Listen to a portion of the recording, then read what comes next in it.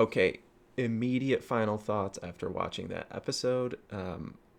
I enjoyed it. I think definitely more than the finale of season one. I think more than the finale of season two. And honestly, the only thing I wasn't a huge fan of was the Moraine and Lanfear showdown. It just kind of felt a little out of place, or just not that creative. And Lan being able to be there and fight Lanfear with his sword, like he should have just been dead. I don't get what that's about. Um, but I guess in my head I could be like, well, Moraine was gonna block any weave that Lanfear sent at him.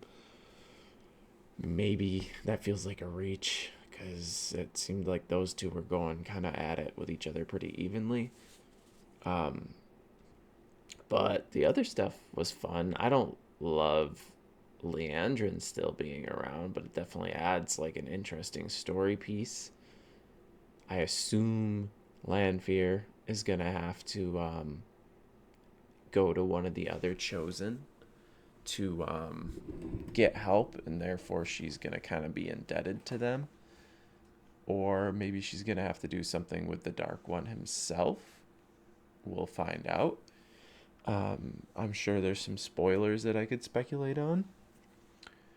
The Tanjiko plotline was fun.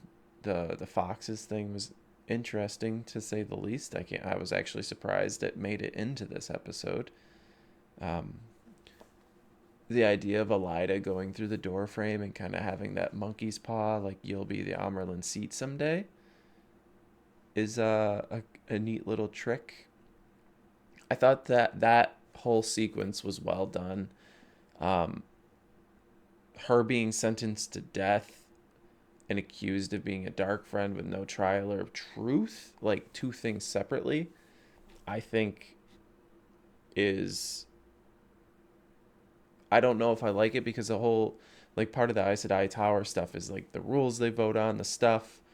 Um, but maybe this is showing a transition into Elida's rule, which is less of that previous system of voting, blah blah blah, and it's more of a kind of like my way or the highway ruling. And so they voted her in first, and then that threw off the next vote in which they voted to kill her essentially for being a dark friend without any proof or questioning her or anything.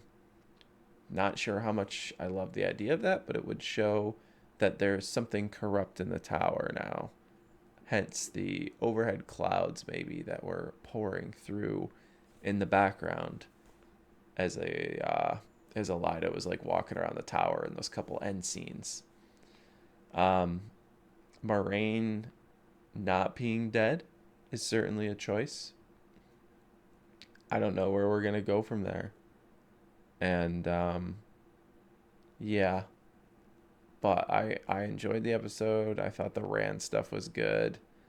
Uh, Samael being dead was certainly something. So that's he didn't do anything in the show at all.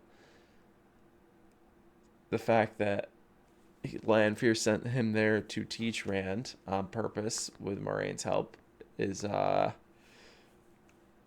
par, but now who is going to teach Rand? And yeah, I don't know. I don't hate it, but regardless, I'll probably upload some of this and then get it in, but I just wanted to give my first super immediate thoughts. Anyways, that was fun.